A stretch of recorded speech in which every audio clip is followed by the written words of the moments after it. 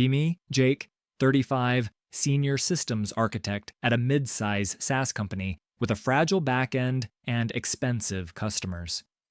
Open office, glass walls, too many dashboards, 130 employees, and exactly 0 people who enjoy production incidents. Slack tags hit me all day because I answer fast, fix things, and usually know where the weird failures hide. None of that made me a manager, just the guy people asked before pressing buttons near revenue. Founder Grant spent months traveling for investors and partnerships, so daily operations drifted toward executives and their favorite committees. Into that gap walked Madison, new head of people and culture, smiling like she charged rent for eye contact. First, all hands, she rolled out a deck called Culture Reset Initiative, full of gradients and words nobody argues with. Her slides said things like redistributing informal influence, decentering high-gravity contributors, and prioritizing psychological safety over legacy dynamics.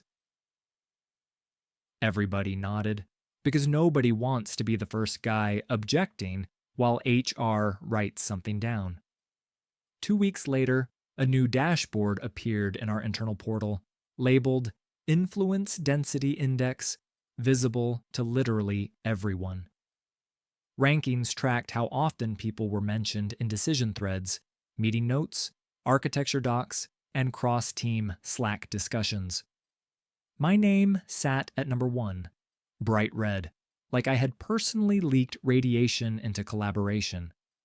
Marketing posted, "Bro, you're trending," and someone added a trophy emoji before deleting it after 5 minutes. I laughed, assumed it was temporary, and went back to fixing a queue lag issue in billing sync. Temporary turned into policy when performance review templates added the index as a context signal for organizational health. Madison booked a one-on-one called Decision Flow Reflection, which already sounded like a meeting designed to punish nouns. She told me, gently, that I occupied disproportionate cognitive space during strategic conversations and influenced outcomes too early. Confused, I asked whether answering technical questions counted as occupying space now, or if gravity itself needed permission. Her smile never moved, while she said, urgency energy can pressure teams into premature alignment and suppressed contribution. My answer was, servers crash on physics, not feelings, which apparently went into her notes verbatim. Another month passed, and review season arrived with a new section called Psychological Safety Impact, scored numerically like latency. Mine landed at needs reflection with comments about intensity, tempo, and outcome-heavy language creating perceived pressure.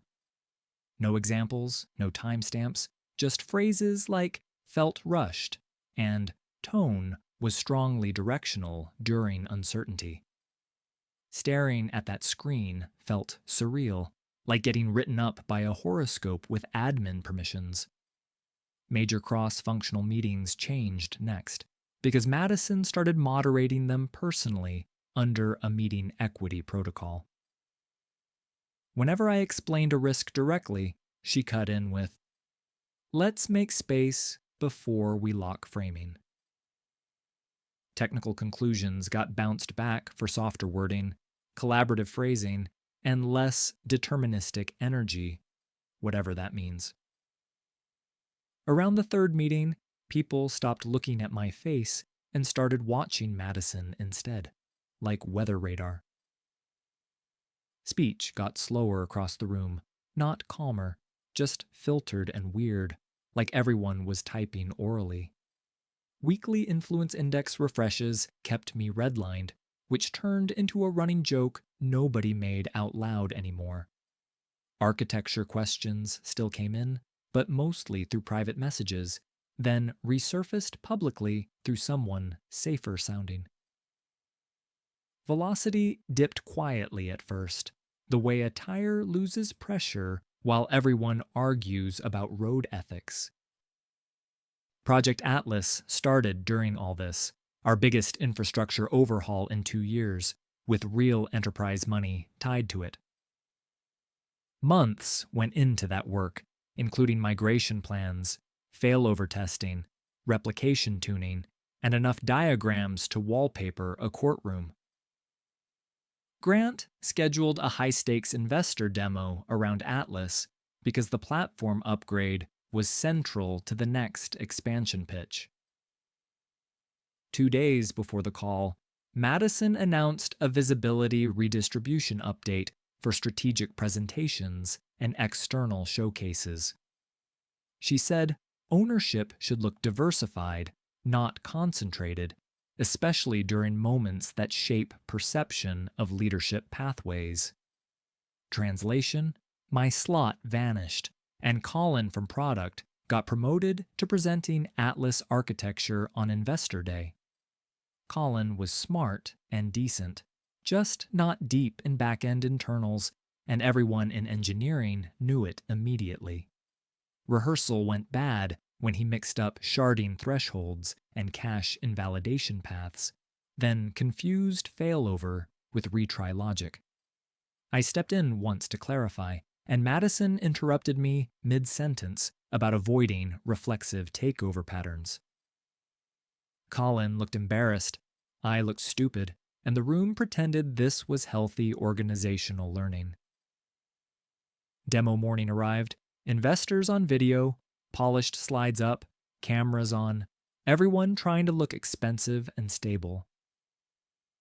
Colin made it through most of the deck until an investor asked about failover latency under regional node saturation.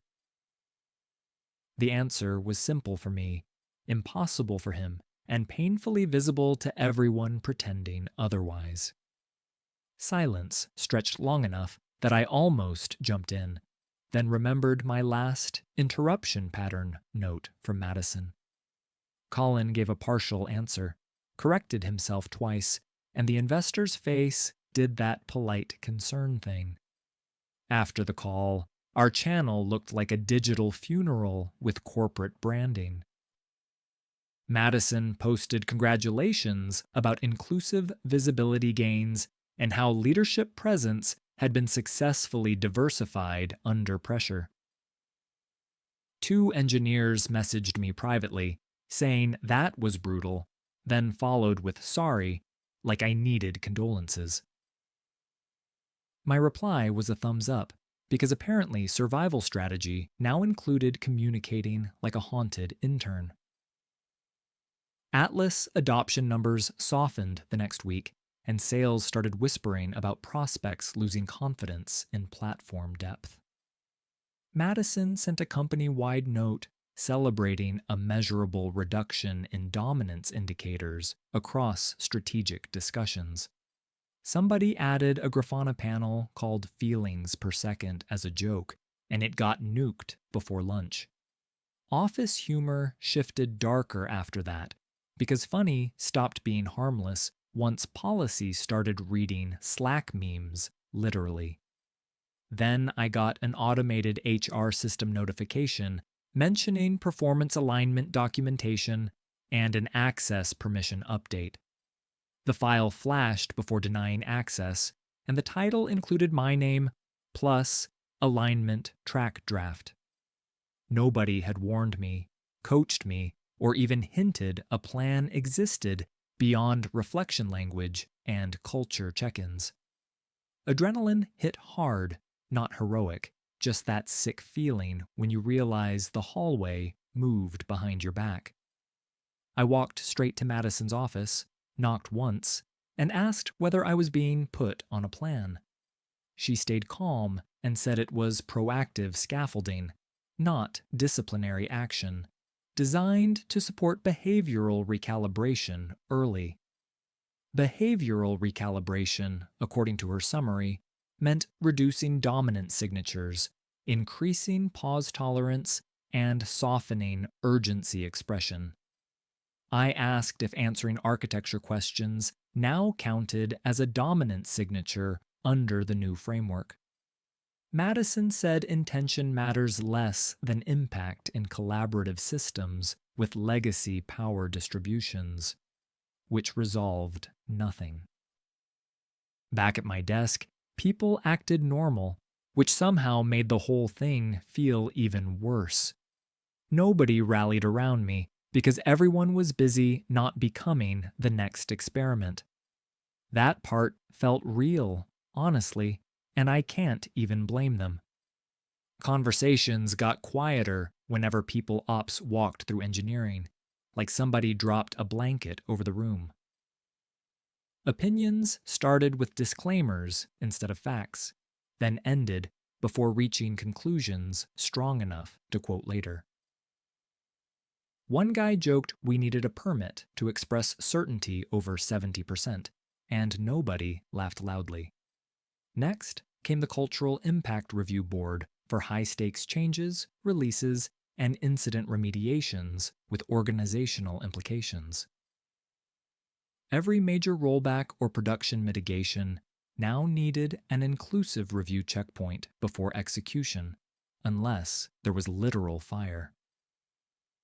Corporate policy never defines literal fire, by the way, which becomes relevant whenever money burns electronically. Friday night, core services started lagging hard, then cascading into timeout storms across billing, auth, and reporting. Dashboards went amber, then red, then that specific shade of crimson that makes your stomach preemptively apologize. I posted an immediate rollback recommendation with exact version target and risk notes because the cause looked obvious. Madison replied in channel asking us not to rush high-impact moves without inclusive review and broader context. Review board got scheduled for the next morning, while customers spent the night discovering new ways to threaten refunds. Sales dumped churn projections into exec threads by sunrise, and support was basically triage with coffee. Morning board session opened with discussion about communication tone in the incident channel before any rollback approval. Someone actually suggested reframing critical degradation to reduce panic language for downstream teams reading the thread later. At that point, ceiling tiles became fascinating because eye contact would have gotten me fired by sarcasm. Approval finally came hours later, rollback executed, systems stabilized, and revenue damage landed exactly where everyone predicted. Post-mortem draft blamed urgency without inclusion for systemic fragility, which read like satire written by accounting. Engineering started joking about filing breathing tickets before exhaling near shared repositories. Somebody printed the influence index and taped it above my monitor with Public Enemy 1 in red marker. I left it there because taking it down would look upset, and being upset now had categories. Quarterly, all hands arrived with Madison presenting a strategic culture roadmap and enough green arrows to cure doubt. Her slides showed dominance markers down 38%, meeting equity up, emotional safety improved across most functions. Another screen, same room, showed velocity down, churn rising, and 2 senior engineers already gone. Madison called that expected resistance during transformation, like losing expertise was a scheduled milestone. Direct messages lit up with, "Is this parody?" and "Am I losing my mind?" which honestly helped.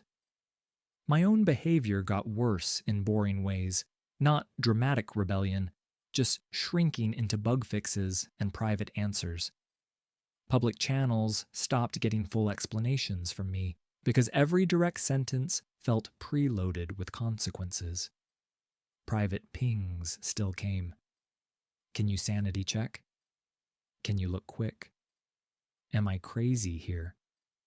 Usually I helped because letting systems fail to make a point sounds noble until customers call your bluff. Another one-on-one followed because Madison said my adaptation progress remained inconsistent and insufficiently visible. She said reduced speaking can still function as resistance signaling when high-influence contributors disengage strategically. I asked whether breathing rhythm also needed calibration goals, and she stared like I had confirmed something. No smile that time, just a note and a reminder that culture work requires humility and participation. Walking back from that meeting, I wanted to quit, then remembered mortgage payments and stock options with fake value. Atlas kept underperforming, sales kept blaming investor hesitation, and leadership summaries kept using words like transition friction. Then a prospect who had watched the demo asked for a follow-up technical deep dive with founder presence. Grant showed up in person that week, earlier than expected, carrying printed revenue charts and zero travel smile. Emergency all hands got called inside an hour, conference room packed, extra chairs dragged in from product. Grant opened with plain questions about why velocity and enterprise conversions both dropped in the same quarter. Madison started her practice speech about redistributed influence, healthier decision topology, and short-term turbulence during recalibration. He cut in, asked who redesigned approval flows for incident response and strategic changes.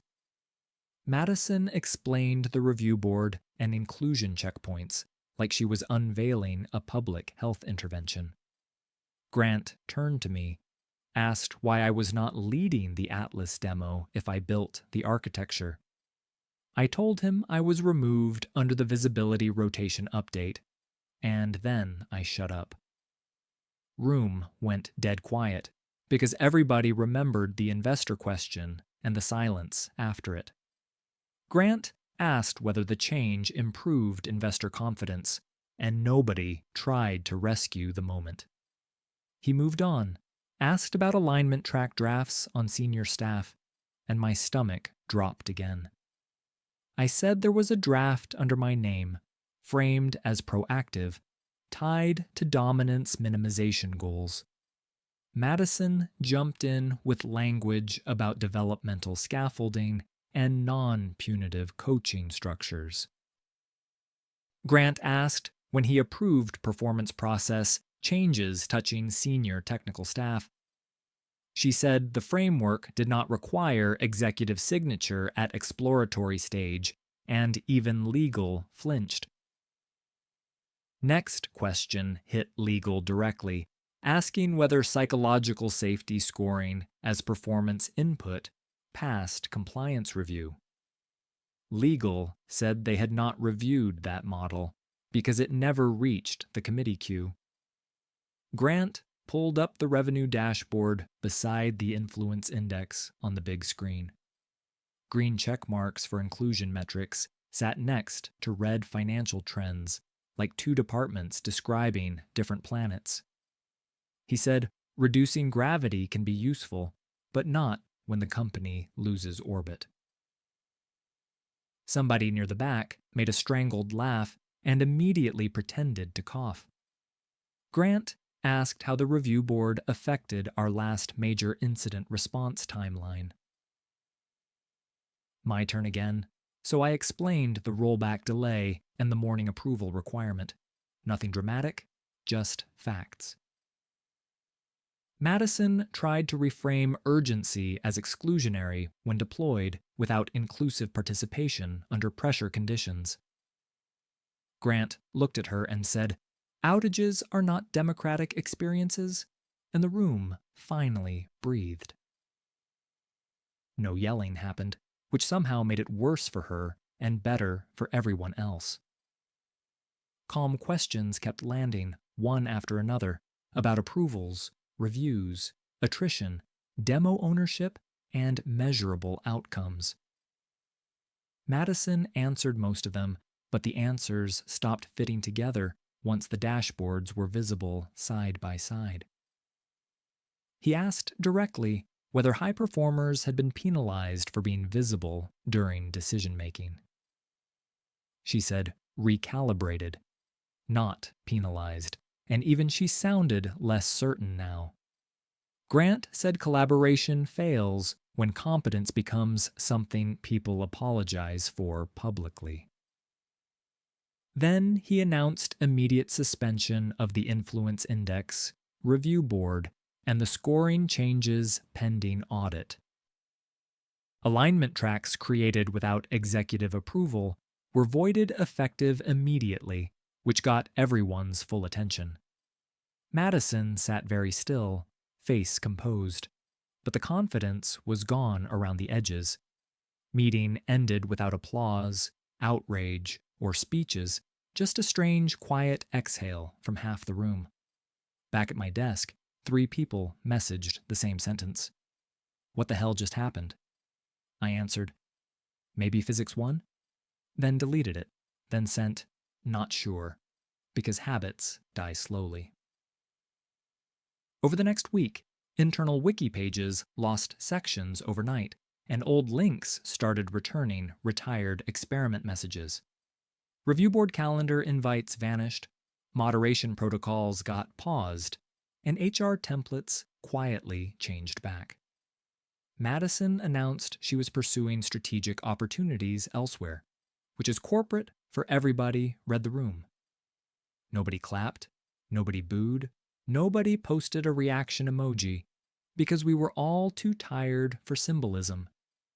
Slack gradually filled with direct questions again, actual conclusions, real disagreements, and fewer linguistic yoga routines.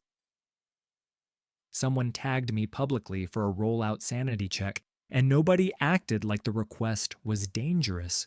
My answer was normal, blunt, clear, and entirely about risk and mitigation instead of emotional topology. Meetings got louder again, messier too, but at least decisions happened before problems aged into disasters.